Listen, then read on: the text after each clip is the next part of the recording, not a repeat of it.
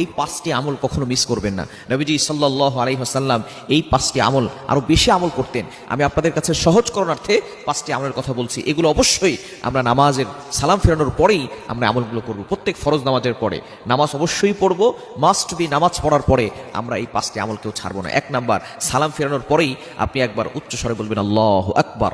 আল্লাহ হলেন সবার বড়।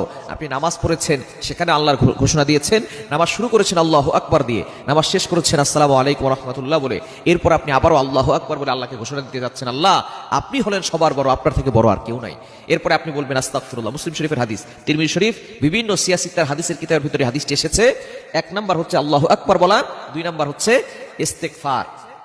অবশ্যই আপনি 3 বার ইস্তেগফার পড়বেন, আস্তাগফিরুল্লাহ আস্তাগফিরুল্লাহ আস্তাগফিরুল্লাহ, এটা 3 বার পড়বেন। আল্লাহর কাছে ক্ষমা প্রার্থনা করে নিব, তাহলে নামাজের ভিতরে যে ভুল ত্রুটিগুলো হয়েছে ছোটখাটো, এগুলো পাক রব্বুল আলামিন ক্ষমা করে দিবেন। 3 নাম্বার হচ্ছে এই হাদিসের